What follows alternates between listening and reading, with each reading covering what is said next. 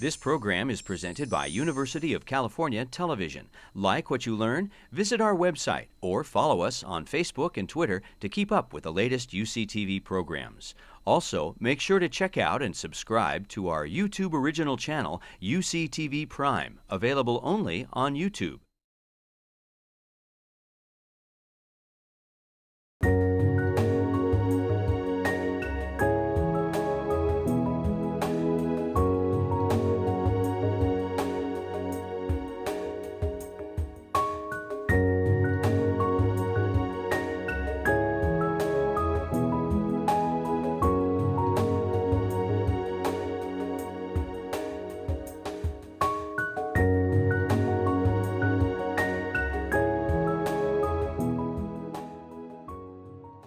It is my great pleasure to welcome you to this event, which is part of the Chancellor's Colloquium Distinguished Speaker Series for 2011-2012. As you know, we have been able to bring wonderful individuals who are sharing with us their ideas or give us information about important issues, both in the state, in the nation, and around the world, and then also engage us in a discussion on these issues. And in the process, we learn more about what is happening nationally and internationally.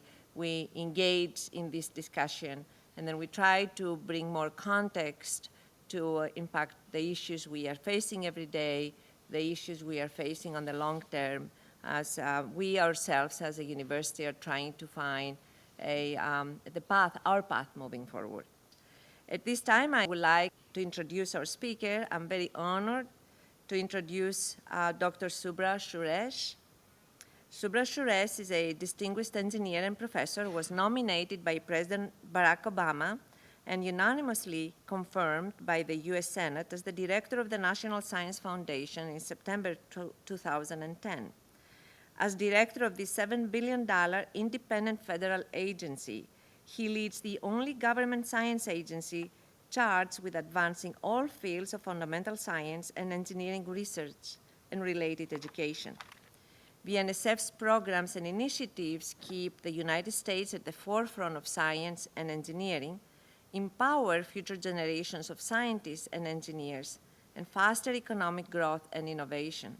At this point, I would like to say that almost all scientists and engineers who have been faculty in many universities have had their early grants, if not multiple grants, from NSF.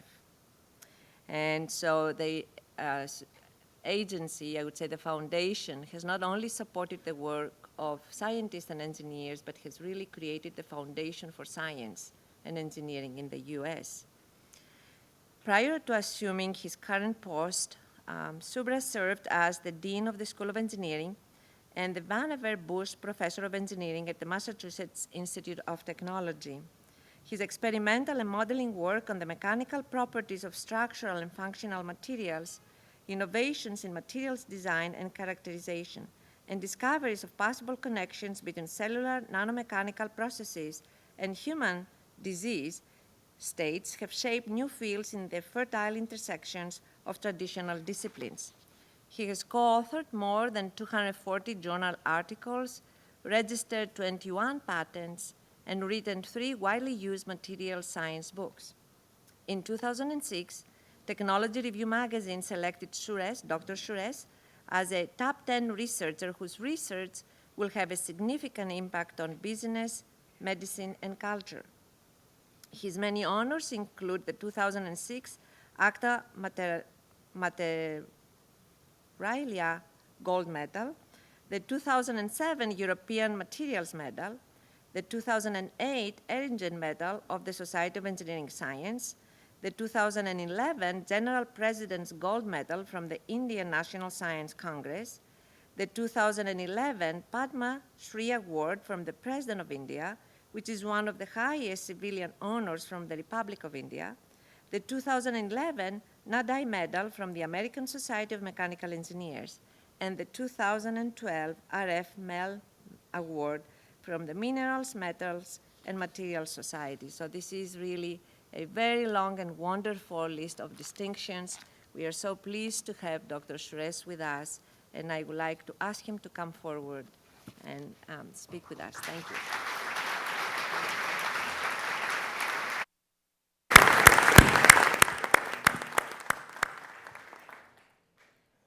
Thank you, Chancellor Katehi, for your very kind introduction. Good evening, everyone. I'm going to spend about 30 minutes or so talking about some of the issues we face in the National Science Foundation, some of the broader policy issues, constraints, opportunities, challenges, headwinds, many of which should not come as a surprise to this particular audience, but I'm sure there are some data in there that you may find useful and helpful to put this into a broader context. So I broadly call this as science and engineering research in the globalized world. Before I go to the details of my talk, the thing that's on everybody's mind is the budget for science. And I'm going to get it out of the way in my first 2 slides so that we can focus on other topics. So also to put it in the proper context. The 2013 budget request for the National Science Foundation from President Obama to Congress is $7.373 billion. That's $340 million above the budget that has been signed into law by the President for 2012. We are currently in 2012 fiscal year. That represents a 4.8% increase. So one of the things that constantly people ask is, this is a terrible financial situation, and it's a difficult time anywhere, especially in Washington. And given that, how do you justify a budget request? So hopefully during the course of this brief presentation, I'll be able to convince you the need for this budget request, because it represents $7.4 billion of taxpayer money, your money and my money. And how do we spend it, and how do we spend it wisely and usefully, and what does it buy for us? And I will finish with a story related to this, because this is a question that has not been asked for the first time. And there are millions of people without jobs. We have serious national debt, and why should we invest taxpayer money at this time for this purpose? And this question has been asked many times before. But one of the silver linings in this rather thick, dark cloud is the following. The last year, NSF has received bipartisan support. The budget increase that you see here is among the highest for many federal agencies. We were supposed to have a budget doubling path. We are way off of that. It's unrealistic at this point. We are not on a doubling path anymore. But under the present circumstances, it was interesting to watch, especially during the course of the last 8 months, the bipartisan support for NSF. Let me just give you a couple of examples of this. The markup for the 2012 budget from the Senate originally was minus 2.5%, a reduction of 2.5%. In the House, it was 0% or flat. When it was eventually in conference agreed to, the final number was plus 2.5%. And I'm told by longtime Washington observers and inhabitants that this is the first time in the 61-year history of NSF that the final budget number was above both the Senate markup and the House markup. And that has never happened before for NSF.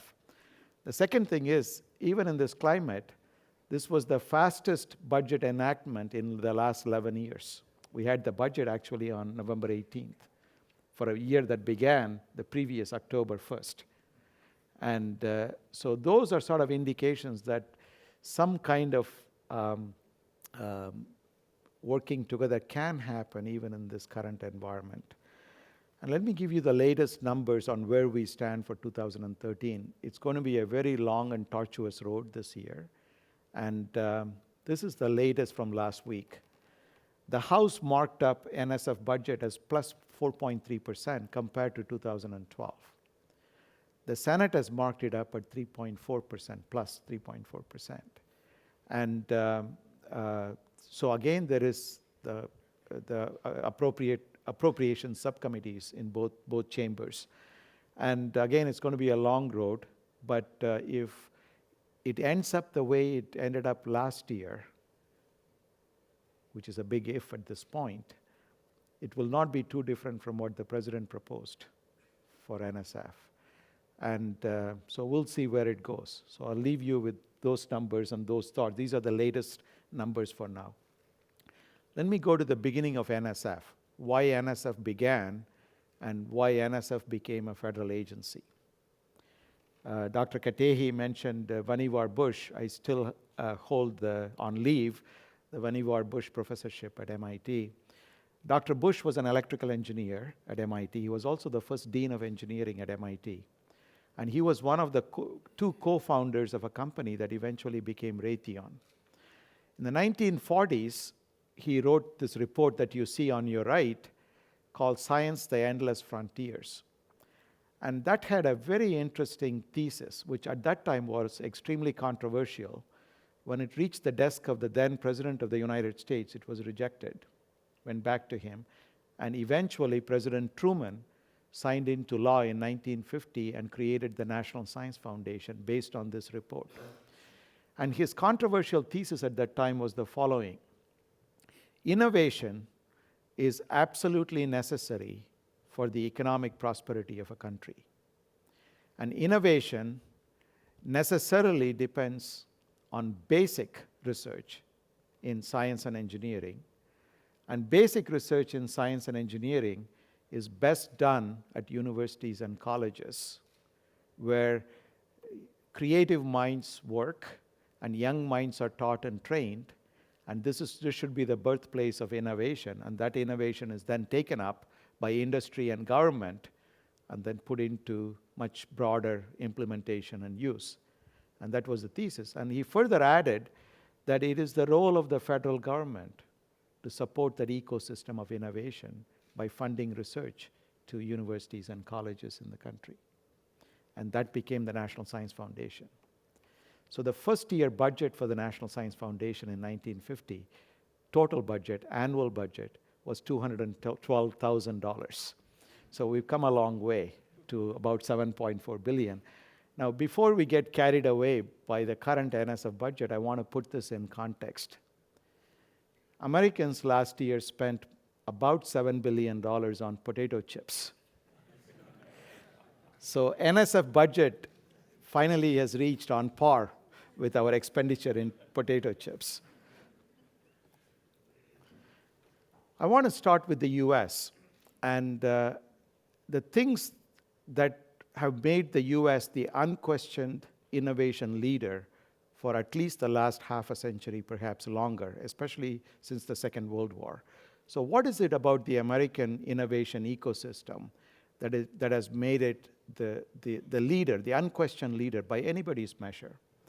You look at the number of Nobel Prizes given since any time, especially since 1950, innovations that have come about in every pursuit of every field of science and engineering, just in the last 15 years, from technological devices and innovations that have come about, from the internet all the way to the latest in portable devices, etc.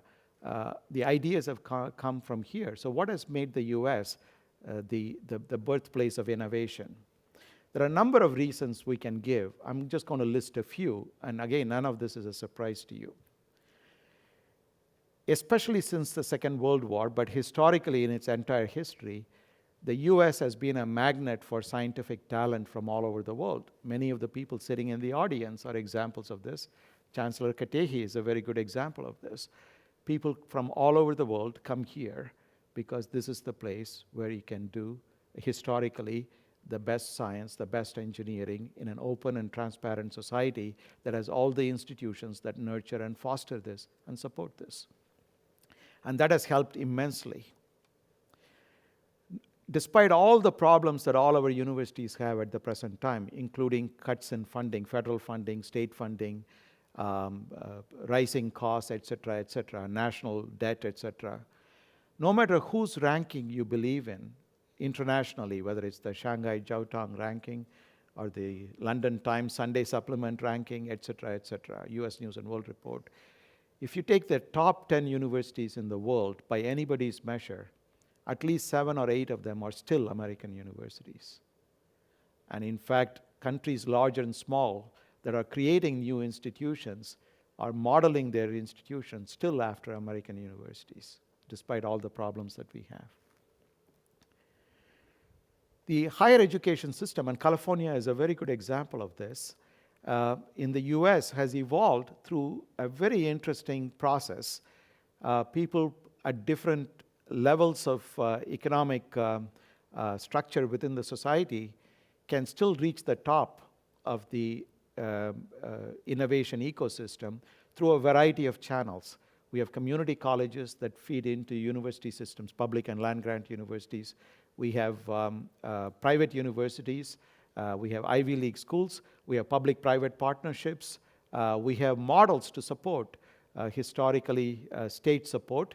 Unfortunately, that's diminishing. Local support for community colleges, federal support for education system, plus philanthropic support, endowments of universities that have nurtured creative processes and methods in various universities across the system. And equally, the flexibility for faculty, students, and postdocs to move within this system freely.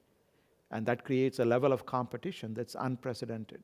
And that keeps everybody honest, and that keeps everybody wanting to attract talent and keep talent the best possible way. There is a lot of discussion, and I'm going to show you some slides. Other countries are increasing at a much faster rate than we are able to invest in research and development at the present time. But I would argue that it's not just the dollars that's invested that's important to foster an innovation ecosystem. It's equally, dollars are very important, they are necessary to create science, but it's not enough. You need to have institutions, process, and infrastructure that not only ensure but continuously maintain scientific ethics, research integrity, respect for intellectual property, and a politically free, politics-free peer review system or merit review system that has been developed in the US by institutions, Department of Defense funding agencies, NIH, NSF, DOE basic science, etc. They're not perfect, they have their own flaws, but they are as good as you can get anywhere in the world. And those kinds of systems are necessary if funding and investment into science is going to reach its full potential.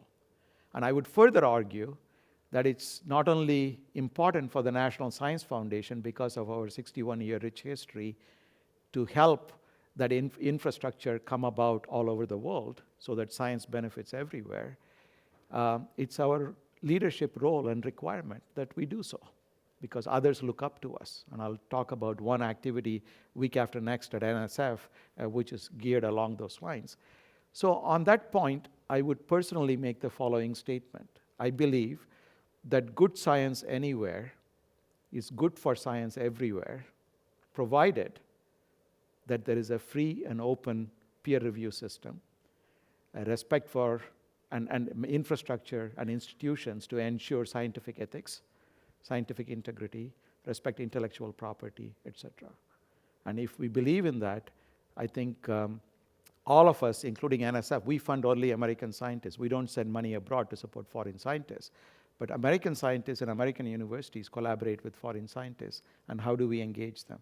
So that's a perspective that's increasingly important on a global scale if we were to address global challenges while we try to maintain our leadership, intellectual leadership in science and engineering. Plus, we have unique models for university, industry, national lab interactions in our academic institutions and other institutions. A little bit about NSF. So it started in 1950. Our congressional mandate is to sponsor fundamental research across all fields of science and engineering, including social, behavioral, and economic sciences, and to support research into STEM education, science, technology, engineering, and mathematics education on a large scale. The only thing we don't do is clinical research because that's the domain of the National Institutes of Health. We are a $7.3 billion agency. Our overhead rate is less than 6%. In fact, this year I expect the overhead rate to be about 5%. Try running any organization with a 5% overhead, especially a $7 billion organization. And in fact, in my congressional testimony, I mentioned this year that it's a lean organization. If we cut any more, it'll become anorexic. And unlike other agencies, we don't do any internal research. All the money we receive goes back to the community. So unlike NIH, NASA, NIST, DOE, we don't do any internal research. So all the money we receive goes back 5%, about 5 to 6%, less than 6% goes for overhead. This year, we will support 285,000 individuals in the US and 1,800 institutions. Every university, every college, pretty much every community college, science museums, K through 12 school systems, et cetera, et cetera. Let me give you a few examples of the impact of NSF. Since 1952, we have given 46,500 graduate research fellowships. There are many at UC Davis. In addition to that, we give 40,000 research assistantships through NSF funding per year. So the 46,500 is aggregate since 1952. We give about 500 to 600 per year, and the 40,000 research assistants per year. Since 1950, 197 Nobel Prize winners have had their prize-winning discoveries tied to NSF funding, 200 of them. So recently I had an opportunity to meet with the King of Sweden just a few weeks before the Nobel Prize ceremony. And we were joking during a cocktail hour that NSF actually has a bigger responsibility and role in the Nobel Prize ceremony because we have to identify the Nobel Prize winners decades before the Nobel Committee identifies them. Actually, we give them more money from NSF for their research than the Nobel Prize gives them when they win the prize. In fact, last year in 2011, 7 of the Nobel Prize winners had NSF funding attached to them. Another metric, of the 46,500 graduate research fellows, 440 of them, about 1%, are members of the National Academy of Sciences. The average for the scientific community is less than 1 in 2,000 or 3,000. So the hit rate at NSF is order of magnitude larger than in the general scientific community. 30 NSF-funded graduate research fellows alone have won the Nobel Prize, including Secretary Chu, as an example. Carl Wyman, who won the Nobel Prize for cold atoms, etc. The social and economic impacts are staggering. So let me give you a few examples. NSF is the only federal agency that takes a long-term view at a time when our attention span is very small. And understandably, we ask the right questions. Do federal dollars lead to economic value? Do they create jobs?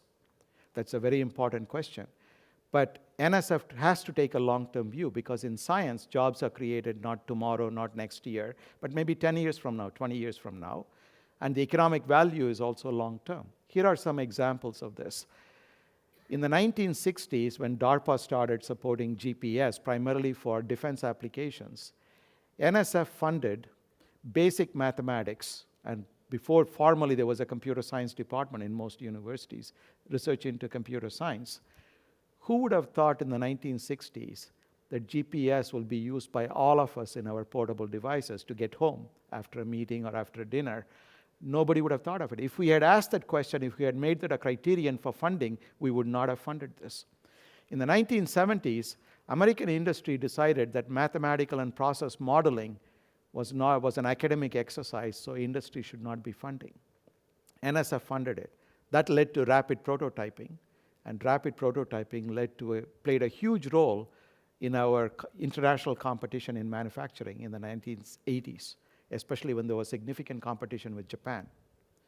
More recently, in 1995, NSF funded 2 young graduate students a little north of here in California to do purely mathematics research that at that time had no known practical application. The two students are Sergey Brin and Larry Page, who subsequently founded Google, not because of NSF funding alone, but NSF-funded research played a key role in the technology for which they got venture capital funding. Qualcomm got $25,000 when Irving Jacobs moved to California from NSF.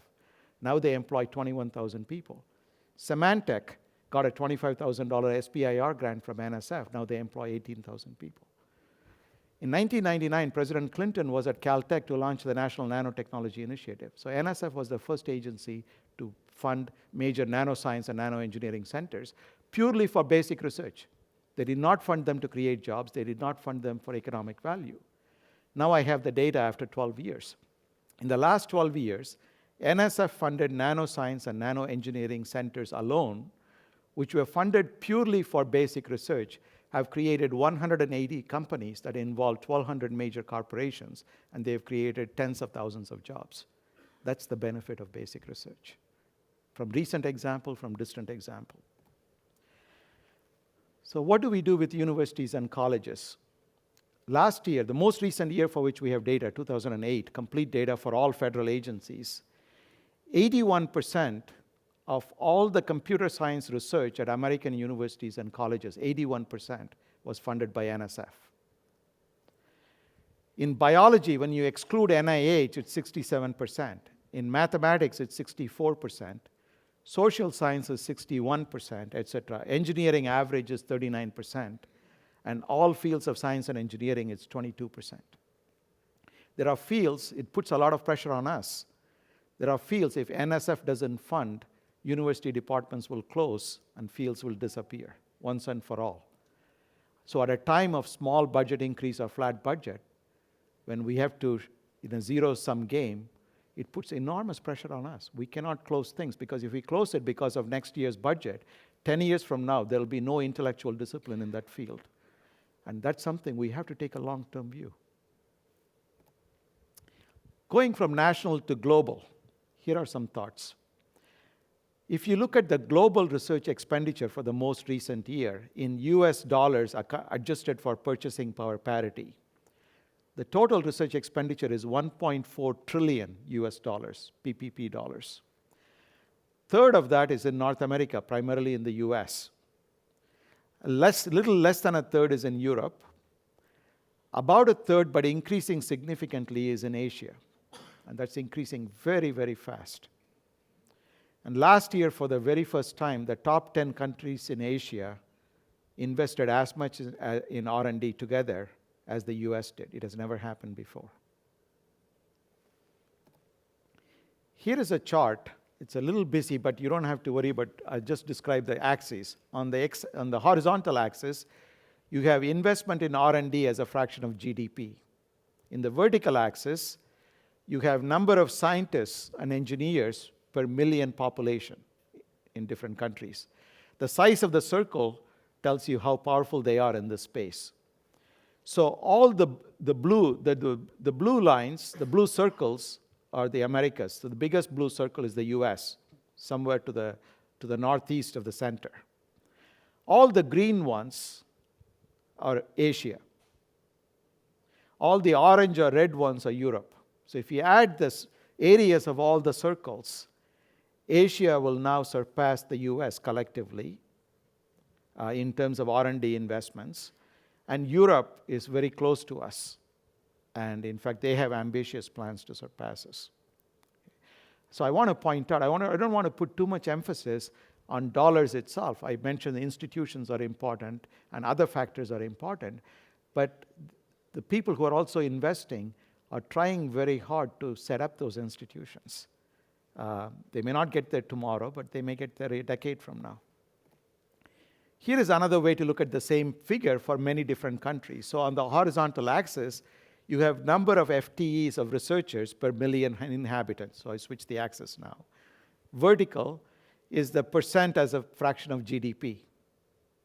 And the yellow dot is the US. You want to be in the top right, where you invest a lot of money and you have a lot of human capital to do the research for you. And the countries that are there are Finland, Sweden, etc. In fact, Israel is not on this plot, but it's also there. The US is in a comfortable position, but again, the competition is increasing significantly. So going from good news to bad news, here are some trends. If you take the three major regions of the world, Asia, European Union, and North America, primarily the US, the fraction of college graduates who receive an undergraduate degree in science and engineering. In Asia, about 20% of all the college graduates get their degree in engineering, about 14% in natural sciences. In Europe, it's about 12% for both. In the US, about 11% get their degree, of all college graduates get their degree in natural sciences, only 4.4% in engineering. And we were never very good. So even a decade ago, we were only 7%, but we've been declining. So you can ask the question, if we were never that good, that high as other countries, how did we remain the innovation leader for the last 50 years? That's a very good question.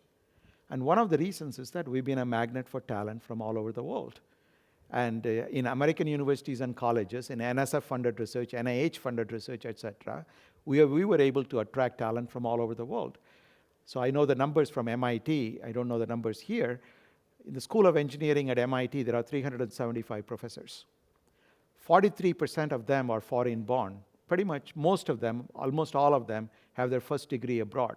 That means some other taxpayer is paying to train scientists who become part and parcel of the American scientific enterprise. If you look at it that way, it's a significant additional investment in science and engineering. If we lose that, we will lose the leadership. So that's one of the points we want to keep in mind. Yet another very sobering thought. Only 1.43% of all the college graduates in the US are women engineers. Only 1.43%, half the population. And this is something, unless we fix this, and I know President Chuck West from the National Academy of Engineering was here, this is something that he is very worried about and has been talking about it. And we've been having conversations with them about measures to address this issue. I mentioned about annual investments in R&D growth, and here are some examples of this. Between 1996 and 2007, China invested per year 22% more than the previous year during an 11-year period. Malaysia, 18%, Thailand, 14.5%. The only country below the US was 6%. The only country below us was Japan. And there is argument that Japan's innovation ecosystem is actually contracting. So even the European Union was above the US. But we had a significant advantage. We started at a very high level. So we still have a lead. It's not too late to fix this. We still have a lead. But I think this is the headwinds that we are facing at the present time.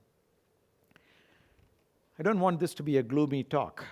So I want to focus on some exciting possibilities. If you ask me the question, what is exciting about what NSF does at this point? So NSF does every field of science and engineering. I can describe it in many, many different ways.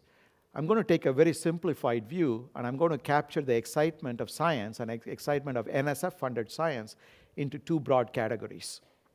So on the one hand, we fund research into neutrino physics, black holes, outer edges of the solar system, distances that are measured in billions of light years, the mega, the giga, the really huge stuff.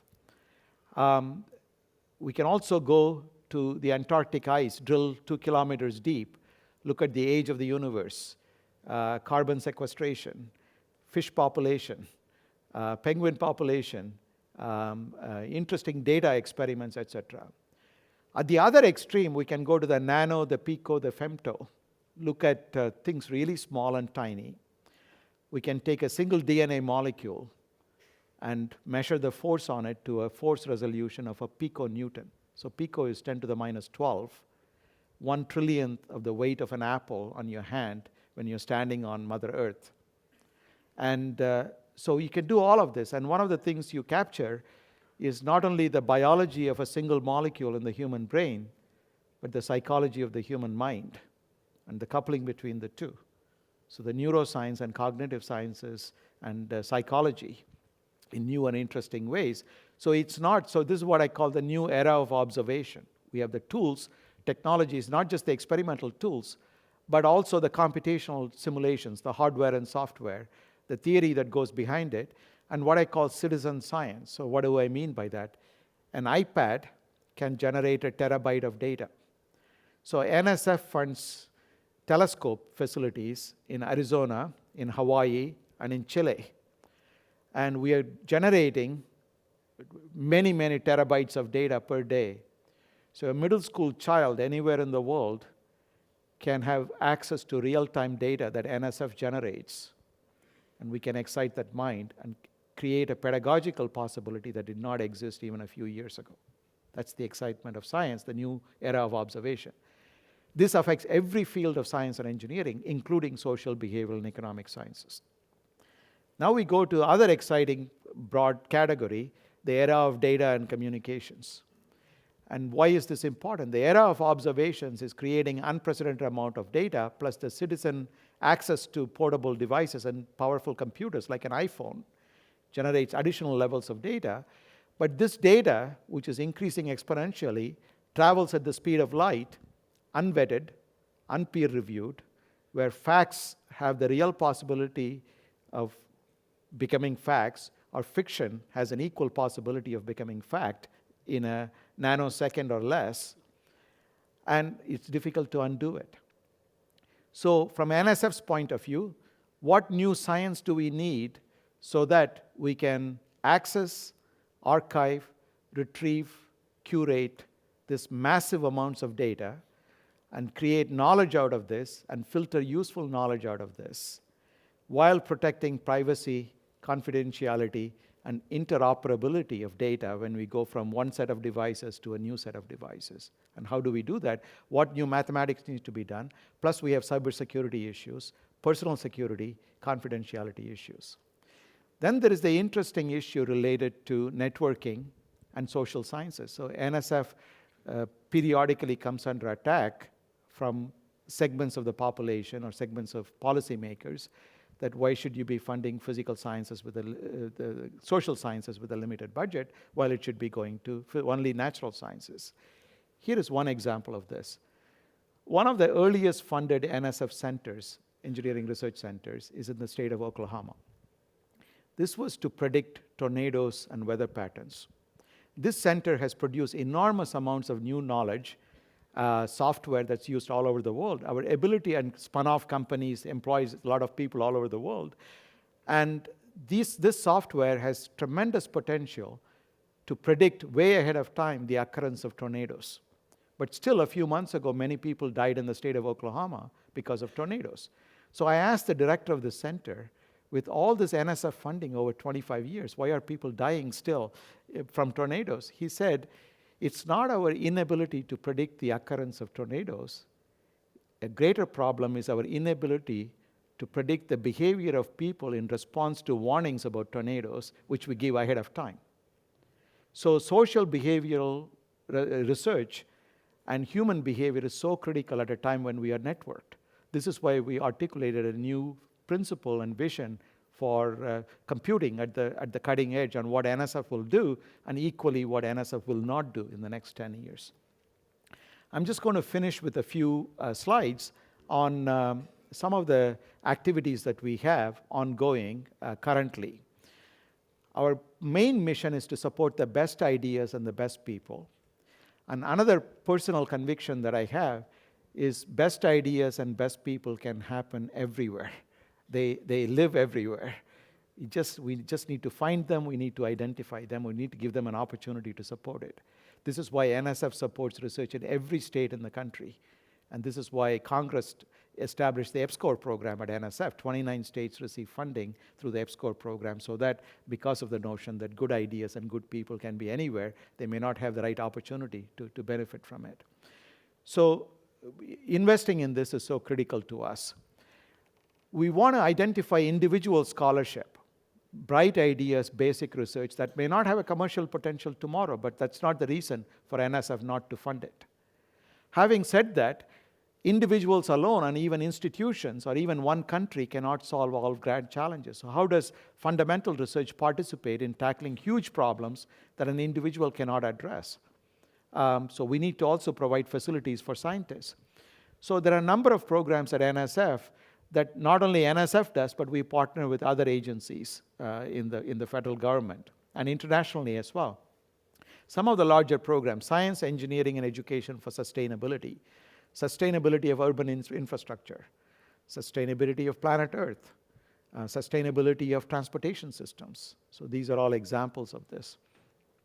Cyber infrastructure framework for the 21st century, cybersecurity issues, and personal security of data, portable healthcare, how do we protect confidentiality of that information?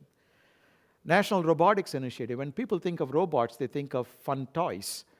But when we had the Gulf oil spill, without robots and without NSF-funded basic research into robotics, the oil spill would not have been contained the way it was. And I think that's one link. The big chunk of our robotics initiative currently is human-machine interactions, and one of the biggest beneficiaries of that is robotic surgery. So even though NSF doesn't do clinical work, we feed into that. We partner in this with NASA as well. Robots in space is another area. National Nanotechnology Initiative, I already mentioned that. We invest heavily into that. Biomaps, the intersection of biology with mathematical and physical sciences and engineering. Advanced Manufacturing Initiative, where NSF funds in a number of different ways. We fund $65 million a year into a program called ATE, Advanced Technological Education, that supports community colleges. We fund another $60 million into basic research into manufacturing. Secure smart systems and cybersecurity. Materials Genome Project. Can you go to the periodic table and using databases, computational modeling and simulations at multiple scales, atoms to systems, can you predict properties and functions of materials so that you can bring down the time to the design of a material to actual use of the material in practice by less than half the time it currently takes? So that's the goal of the Materials Genome Project. Computational and data-enabled science and engineering. Real-time networks. We are funding 2 major networks right now. Ocean Observing Initiative, that's to look at the health of our oceans on the Pacific coast and the Atlantic coast. This is a large NSF-funded project, real-time data. The other one is National Ecological Observatory Network, or NEON, which is a continental scale network that will provide real-time data. We have another international network that NSF funds in seismology that involves 80 countries and 140 institutions, where if an earthquake happens in Indonesia, our scientists in the US, in every location, will get the data within a few seconds, real time. And it's only transmission of that information from the sensors. Let me just close with a few pictures. Even in this economic climate, we are doing major new infrastructure projects. Next March in Chile, NSF, in partnership with the European Union and Asian countries, will open something called ALMA, the Atacama Large Millimeter Array Telescope System. Several $100 billion. 70% of all the astronomy observations are made in Chile. NSF-funded research by American scientists made in Chile last year in physics received 2 Nobel Prizes, just as an example. And this is one of the facilities, new facilities that will officially open next year. On October 15th, I'll be at the National Center for Atmospheric Research, Wyoming Supercomputer Center. The state of Wyoming would put up a new building. NSF helped pay for this supercomputer for atmospheric research. We will open this in the state of Wyoming. It's the first NSF funded center in the entire state of Wyoming. It's an EPSCoR state. This is a plane that's owned by NSF. I don't fly in it. It goes through weather patterns to collect data. This is a research plane, and students and postdocs do experiments in this plane. This is housed in Boulder, Colorado. This is the CERN experiment in particle physics, which is funded in Geneva, which is housed in Geneva, Switzerland. NSF-funded research that led to the new discovery on the mass of Higgs boson particles. And even though we don't run the facility, we are an active funder of American scientists who do experiments in this facility, and this is in that facility. Just a few examples of new initiatives that I've launched in the last 8 months. There is a partnership between NSF and USAID. USAID funds developing countries. We fund American scientists. Until last year, they were interacting unbeknownst to each other. So the head of USAID is Dr. Rajiv Shah. He and I got together and we launched this program where we will coordinate the peer review for them because they don't have the mechanism for it. When they fund somebody in a developing country, it'll be coordinated with our funded partner in the US so that they can work together. And it doesn't cost either agency any new money, but the impact of this is substantial. So we launched with 6 projects last year. So far, we have 150 proposals for this year. The second project is the NSF Innovation Corps, which was launched last year. Why do we need this? So let me show this with this example, this graph. On the left is basic research. This is what NSF has always done. If you go from left to right towards more applied area, NSF has supported STCs. There are all of this at UC Davis, by the way. I talked to many of the leaders of those today. The Science and Technology Centers. GOLI is a university industry partnership. Engineering research centers. Accelerating innovation research. Partnership for innovation. Industry university cooperative research centers. And then you have small business innovation research. All of this. So when you go from basic research to small business, there is a lot of things that one does. After small business, you have valley of death, where most of the businesses die. If they are successful, it are picked up and they go on. But before you even start a small business, there is a space, which I call the ditch of death, where good ideas that are very good science doesn't become good product or technology. So we launched this Innovation Corps to fund exactly that niche area. In fact, there are examples of Innovation Corps at UC Davis. Another issue for us with respect to workforce development, NSF is very heavily engaged in workforce development, where I mentioned the low numbers of women engineers in the country. What can we do? Here is the latest data from the White House Council on Women and Girls. In 1998, this is college graduates in the US, men and women. More women graduate from college than men do. And that gap is increasing, as you can see, in the last 10 years. But the bottom 3 bars that you see on all the bars are the engineering, computer science, mathematics, physical sciences, and biological sciences. They are still a small fraction of college graduation. And there, the fraction, even though women are coming increasingly into the workforce, they are not staying in the workforce. There are many factors for this, so we decided to address this. In addition to addressing issues related to other underrepresented groups, we launched an NSF Career Life Balance Initiative, where we have the First Lady launched it for NSF at the White House last September. And our goal is the following. Last year, 41% of all the PhDs in science and engineering in the US were women. But only 26% of the PhD level science and engineering workforce. So we set a national goal. It's not up to NSF alone. The national goal we set is in 10 years, we want the fraction of PhD level women STEM workforce to be 41%, which is 50% above where we are today. To reach that goal, we need partnership. So the AAU, the Association of American Universities, and APLU will work together. This summer, we're going to launch, we have a workshop where AAU and APLU will come and talk about some of the pilot projects they are launching so that universities can partner with us on how federal, private, and public university partnership can move the needle further. Increasing leverage from abroad is so critical for us at a time when other countries are putting a lot of money in. So we launched a program called Science Across Virtual Institutes. One example, NSF funds $6 million every year in mathematics research in 7 centers in the US. We asked those centers, if you want to collaborate with partners abroad, where would you collaborate? So they chose partners in Asia. So we asked our counterpart agencies in those countries, we put in $6 million per year. How much will you put in so that our scientists can interact with your scientists? They came back with $20 million a year. That's the power of leverage. We launched another one with Finland in the area of wireless communication. We launched a third one in the area of physics of living systems.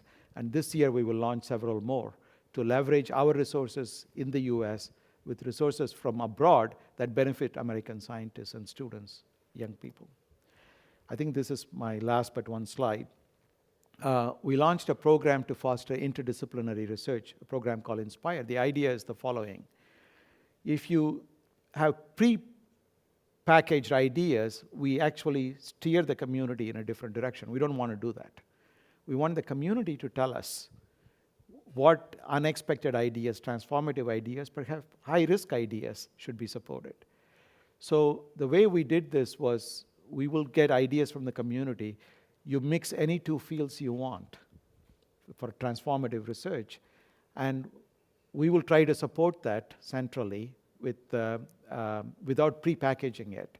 So the budget for FY12 for this is $24 million. Our request for 13 is $63 million. So we'll see how this succeeds. The initial signs for proposals is very, very encouraging. So we'll see where this goes. My last slide, I talked about good science anywhere is good for science everywhere if certain criteria are met, like peer review, scientific ethics, scientific integrity, etc. Week after next at NSF, we invited 46 countries, G20 plus OECD countries, NSF counterparts, the heads of agencies will come to NSF. I invited 46 of them. 45 of them are coming at their own expense. And the idea would be we'll be releasing a merit review principles document, which has already been worked on among the 46 countries. What does it do? If you want to be a global player, a global partner in scientific research funding with your own country's taxpayer money, these are the minimum set of principles that we all agree to. Peer review, openness, transparency, confidentiality of reviewers, free of political influence, etc., etc. And we're not signing anything, we don't have an MOU, but this is a principles document. As part of this, we are creating something called the Global Research Council. So funding agencies from all over the world will come together, and they will form an entity that each year will take up an issue like peer review. This year is peer review. Next year it could be IP. Next year it could be ethics or integrity, etc. And we will take this forward. And the goal would be 10 years from now, how can we address major challenges that affect humanity by sharing in funding? Pre-competitive. Of course, we can only fund American scientists. They have their restrictions as well. But while protecting innovation, protecting intellectual property, how do we collaborate? So that's one of the goals of this. So with this, I'll stop. Thank you very much.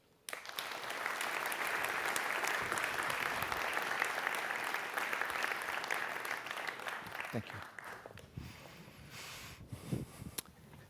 Well, again, Subra, on behalf of the UC Davis community, we're absolutely delighted and thankful that you're here with us. I can't think of a more critical time in the history of the nation where science and technology is expected to solve so many critical problems. And as I listened to your presentation, on one hand, it's absolutely encouraging to see the investments in both infrastructure and resources that the foundation is making in making sure that the health of this American innovation ecosystem is healthy. You have the metrics. I think it's very impressive. You look at the number of Nobel Prizes, the number of awards that recognize excellence. On the other hand, you see the numbers of students graduating in STEM, 4.5% versus over 20%. Seems to me that's a real threat to the health of that ecosystem. It has been argued that what the nation needs is a definition of a major national grand challenge to unite and inspire young people. We have, and I've often heard our Chancellor talk about what inspired her getting in engineering. It was the landing on the moon. And I'm sure you've run across these stories many times. So the question is, what, if any, role should the foundation have in trying to define a grand challenge for the nation that can truly inspire generations all the way down to K-12? So I think it's a very, very valid question, and this is something that, as you know well, we have, there are different entities that are defining these grand challenges.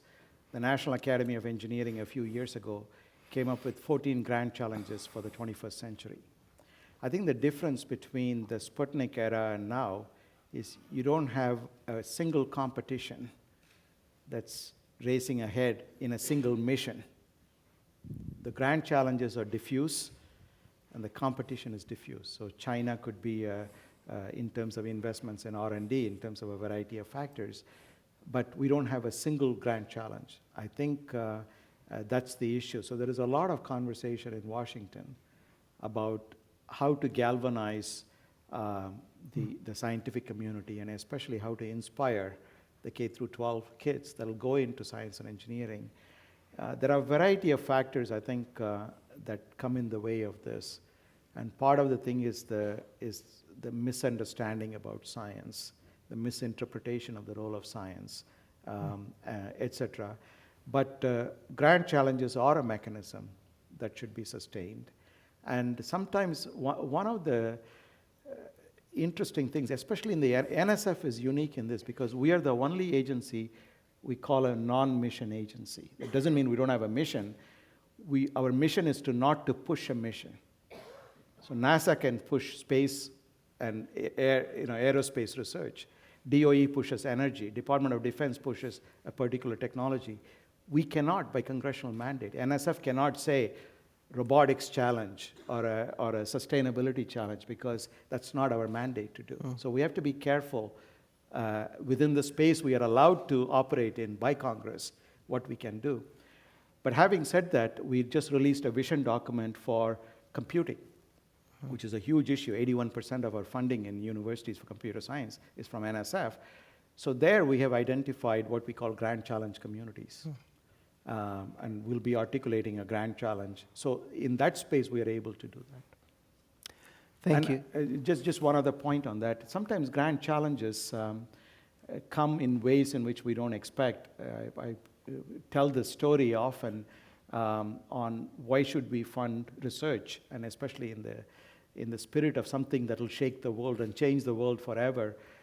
Maggie Thatcher recently published an autobiography in which she narrates a encounter between the British scientist Michael Faraday, who first produced electricity in the lab, and the then Chancellor of the Exchequer, William Gladstone. So when Faraday first met Gladstone asked him, why should the British government pay for your curiosity to play in the lab to produce electricity? What is the use of your research? To which Faraday responded, sir, one day you will tax it. So that's the argument I give. If you take the $7 billion investment in NSF and the revenue to the US Treasury from that investment, it's many, many times $7 billion. So, Thank you.